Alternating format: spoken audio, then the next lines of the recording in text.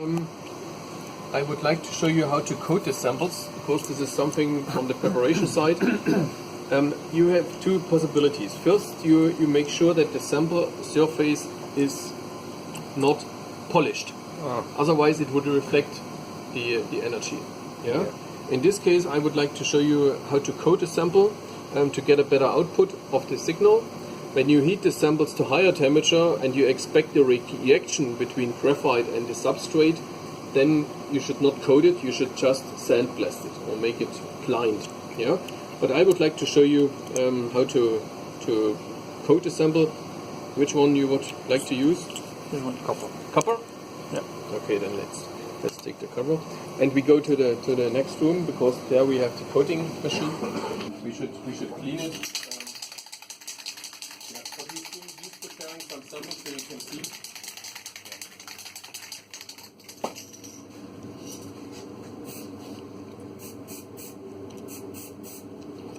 What he's doing very thin layer of graphite.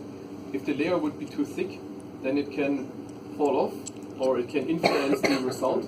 That's why we should always make it as thin as possible, but dense, so that we don't have any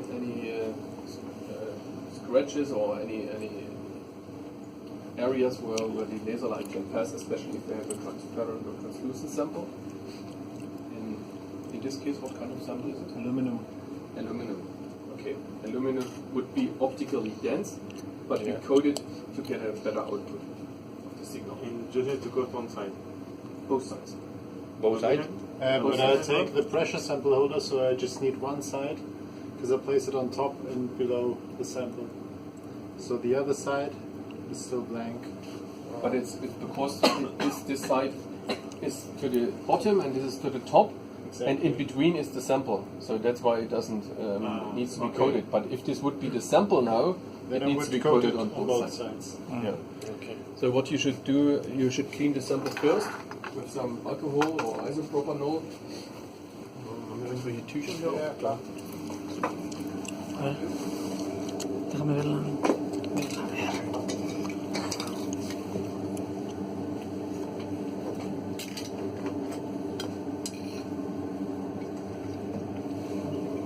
So, is there any specification for this, or it must be? It must not be exactly this, but this is the one we use, because we buy this here locally in What's the difference with the black and white? This is the previous one, but there is no difference. Same. This is almost. What you need to know is the thickness. The thickness of the sample you should know very precisely, because the thickness will be used in square for the calculation.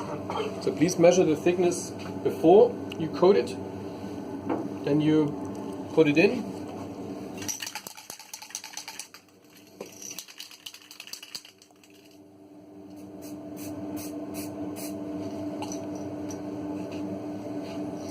Coat it, wait a second or a few seconds,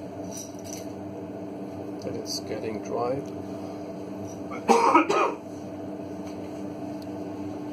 Also, you should know the dimension of the sample in regards to the diameter and also the weight. If you don't know the density, then you need to calculate the density by the weight and the dimension. The density will not be used directly for the thermal diffusivity measurement, but as soon as you want to know the thermal conductivity, you need the density and a specific heat. Yep. Right? Okay, so this was one side. And Do you have any kind of sample preparator, like for polymer, that we can cut in exactly the size, or you don't? not for laser finish, because normally these are solid samples made from so many different materials that. Haben wir so eine Lochsäge für Laserflash? You can for soft samples you can use a tool like that, for example.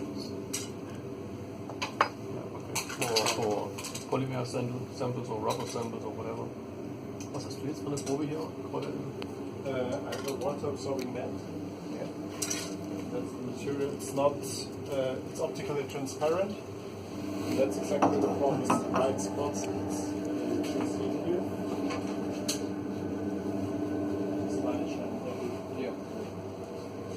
that's my problem. So I'm taking it into a special sample holder just to prevent the light from passing through the sample. And then this will be calculated as a free layer model. Yes. We know the thermal diffusivity of aluminum, what is on the bottom and on the top, and in between we have our unknown layer, and then this will be considered as a free layer model. That's in this case the only way how you can measure. There might be a second way, but just testing. Alright. Yeah, because the three layer or two layer calculation is based on the fact that you have no thermal contact resistance in between. So you need to have really, really good contact between the sample and the substrate. And if this is not given, then you get an error. So that's why it's always better to try to measure the sample on a direct way instead of putting a sandwich. If you have a ceramic sample and you would coat it, the coating might have a different expansion than your substrate. In this case, we use a sputtering machine to do some gold or some platinum sputter on the sample on both sides before we coat it by graphite. Yeah? This allows to have a dense surface on top and on the bottom, and when the sample expands, this surface can easier follow the expansion compared to just a graphite. And sometimes the graphite reacts also with the ceramic, so that some oxygen maybe will be released from the ceramic and then it reacts with graphite, so that you can also prevent this by using sputtering coating a very thin. So let's take our sample with us. Here, so we Tweezer somewhere.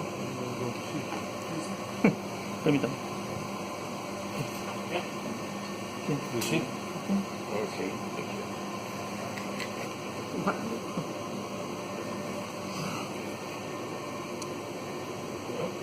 Yeah, just put it in so that it is completely tight. And then you use this one. Install it. For the other position, I don't have anything yet, so we can put in just a blind.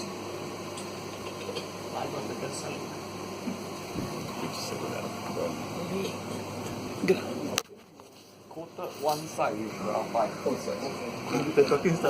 Yes, of course. Yeah, both sides. I must have missed it. Yeah. When did he coat the other side? No. No? I didn't. So this is a special tool to install this the cover. This covers are made from sapphire. Of course, you cannot use any fused silica, otherwise you wouldn't see the radiation. So we need to do this. To close the equipment, it's a two-rand operation. Again, to close the furnace.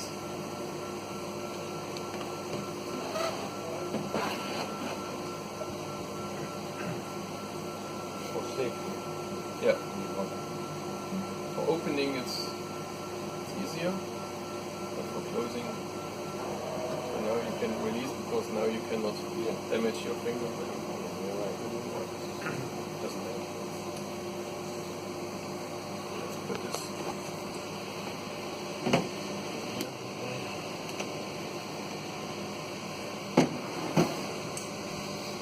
Sorry. All right, we have two LFAs here. One is the left one and the right one. Let's see which one is which.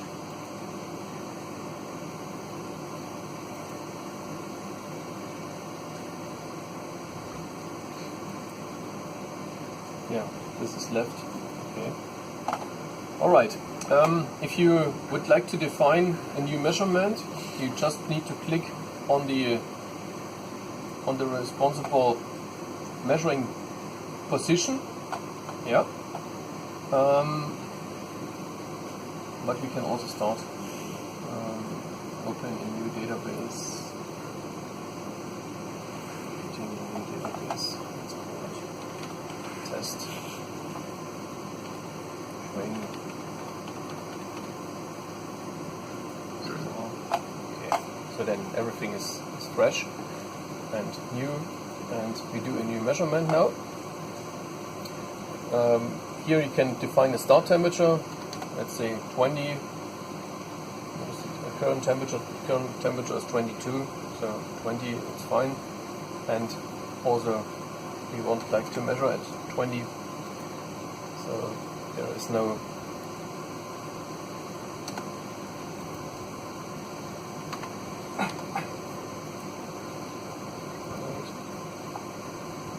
The same temperature. just want to Same temperature, start and end. start temperature 0.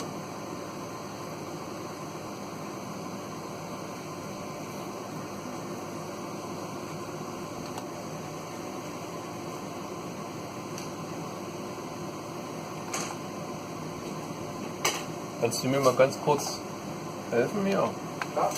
Wenn ich jetzt ein normales Instrument Setup passt, let's start with the just test. Come on.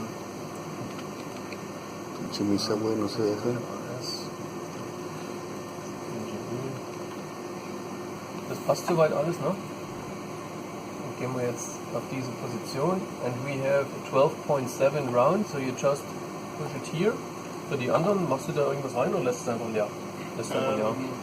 Sind da Blenden sonst drin? Ja. Dann leer. Yeah, so there we just have no sample positions here. If you have different sample holders, you can put them here, but we have just one here, that's why it's enough. The sample name is Copper.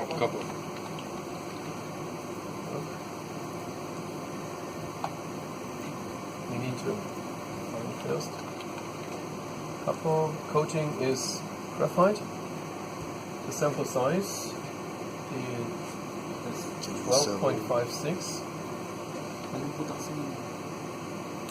And here you can select if you have a high conductive material or a low conductive material. In this case, copper is a very high conductive. If you have no idea, you select just medium and give it a shot, and then you are good with the outer optimization. But I know that this is of course a high conductive material, so you can get also some pre-settings. What is important, we have a single layer here. The material, in this case it's copper, and the thickness is 2.570. This is important to know. And then we go to next. Start temperature 20 and temperature 20. I don't know why it doesn't. Because it's the same temperature, I think. Yeah, because I don't want to heat. I just want to edit.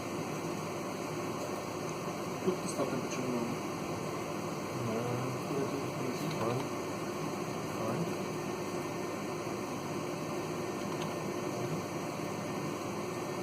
Is het blöd?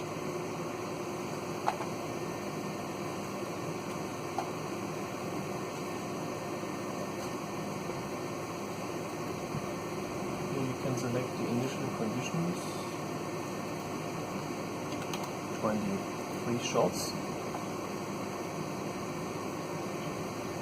Yeah, you can. Oh, okay. If I would like to do certain steps, maybe from 25 to 100 with 25 degree C steps, I could generate it, and then it would make like this. You see? The number of shots. Number of shots is on each temperature step you should do at least 3 or 5 shots to get an average, because one shot gives you a result, and we do usually 3 or 5 shots to get an average of the result. Okay, in this case I don't want the heat, that's why I just use 20 with 3 shots. Here you could select the purge gas. if you would like to use, because this system has MFCs inside, and you could select for vacuum if you would like to run under vacuum. Alright, so when you really would like to heat, you just select here a temperature, a final temperature, and the increments that you would like to measure, and then it would do it automatically. Okay, but in our case 20 degree C free shots is fine. And we can say, okay, that's so much everything we need.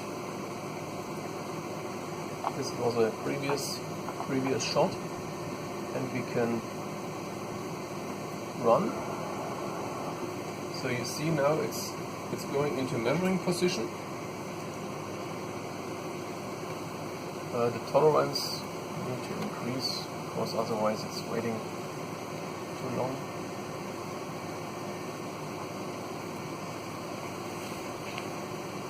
Because I put in 20 and the current temperature is 22. Calibration or correction that needs to be done? No. Temperature calibration is normally not very common for laser flash, because we measure isothermal, and so we don't have a gradient by the dynamic heat, and that's why also no calibration is necessary. If you would like to use this laser flash for measuring CP, then you should have a reference material and your unknown material, and measure it at the same time to calculate the specific heat.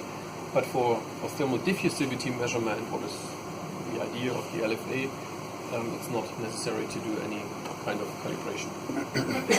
For verification, use any kind of standard? Yeah, we normally supply the standard materials, and the customer can buy also reference materials, all kind of reference materials we have. The best would be to have the same dimension of a reference material compared to the sample. So when you would like to use this equipment for CP, you should use the same size. If your sample is, for example, 10 mm in diameter and 2 mm thick, you should find a suitable standard material with the same dimension and also from the same material type. So it doesn't make sense to use alumina as a standard and measure steel as a sample. So you should be comparable, because the CP evaluation works according to a signal output, what we put on both materials, and the coating needs to be the same, the dimension needs to be more or less the same, so that the absorption of energy, what we compare for a reference material and for the sample material, should be the same. The same amount of energy will be absorbed, because we compare the output of the temperature increase for CP calculation. And that's why it's important that you coat the samples also in the same way, and not one sample one day and the other sample the other day. I prefer to do the sample preparation for both reference and material at the same time, so you can make sure that it's really equal in comparison to each other, and to absorb the same amount of energy. Then, of course, you select the same kind of parameters, and then the evaluation works in a way that it is compared with the output, the signal output. Of course, we don't know how much energy the sample really absorbs. We don't measure this. We just supply the same amount from the same voltage of the source, of the bulb source, but we expect that it absorbs the same energy, and that's the idea for CP. But NETS recommends for CP measurements in ESC. It is possible with laser flash, but according to our experience, it really depends on the material, right? We have materials where it works quite good. So compare a graphite with a graphite, or a copper with a copper, or a metal with a metal. What is the same? Ceramics work pretty fine. Yeah. But for very undefined materials like composites or so, this might be tricky, because you need to find a suitable reference material. In this case, it's better to tell the customer NETS recommends a DSC, because there we measure really the heat flow, compared to LFA, where we just compare different outputs, where we assume the input of energy was equal. Sorry, one question. You go first. So for verification, we'll be using a standard Mhm. material Yes. with a standard running method. So we'll get the result. Mhm. So for the result, is there any boundary limits? So how do we know that it's okay or not okay? There's a database in the evaluation software, in the proto software, and in the database you can look up every curve of, you can look up values of CP or thermal conductivity for each reference material. It's deposited in there. And if you see your reference material that you, let's say, 10% too low on your thermal conductivity, then you get an idea, so okay, I have to do my sample preparation some kind of another way. Maybe I put on too much graphite, or I have an oxide layer on my reference which I have to polish away. That's why we have that stuff here, and then prepare it again. So try again. Yeah, because normally it has to have a certain influence, and in the most cases it's the sample itself or the operator. Because we measure at time, and the time cannot be adjusted. So you have reference values deposited in the software. Yeah. So we should be within 10%. Less normally. Within at least 5. Within 5. At least, but it works pretty fine if you like do the graphite layers and those short spray. And I'm about I work on it like a half a year doing nothing, none other stuff. I'm in about 1-2% boundary. So 5% is really. So is the boundary like stated in your specification, right? Okay, Yes. you're expected to get within. The error we expect an average error of the method of about 7% for all the steps. Like sample preparation, and the output. As a customer, where can I find the steps to prepare the sample? As a customer. To prepare the sample. Yeah. Inside of our instruction manual, there is a checklist Okay. how to do a measurement, and it describes step by step what you need to do normally. And also there's a video for sample preparation on YouTube, I think. Okay. Yes. Right. It's, I watched it recently and it's pretty well made. So you can really see how to do and what to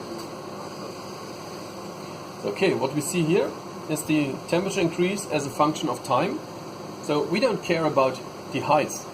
We just care about the time, how long it takes to heat up or to get the temperature increase on top of the sample.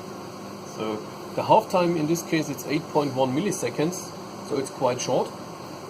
Copper is a high conductive material, and our pulse needs to be also very short, especially for high conductive materials. So this ratio between pulse and half time is at least 1 to 10 or smaller than 1 to 10. In our case we used a pulse width of 300 microseconds. So if you multiply 300 microseconds by 10 you have 3 milliseconds, so it's still below the half time. Of course, if you would use a too long pulse, you can imagine even when your pulse is still active, our temperature of the sample already increases, and this needs to be corrected by the so-called finite pulse correction. And nevertheless, it can only correct this if the pulse of the laser or the pulse of the lamp is not active when even the temperature increase has reached maybe 50%. Then it doesn't work anymore. It's this calculation, so-called finite pulse calculation. And we got a result of 114.3. So I don't know if this is in a suitable range, but I guess it is. We do 2 more shots. It will repeat an hour after 600 seconds to do the next one. If you want to start the measurement in the meantime, I could use some help. For here? Yep. Yeah, you would like to run the sample down? Yeah, if you want to start the measurement yourself, I'm gonna tell you what to do, and you just do the ordinary stuff. Like, I need also nitrogen in there. I need the right sample holder for this. Yeah, somebody wants to do it. She. Me. Yeah. Okay. That's right. Okay.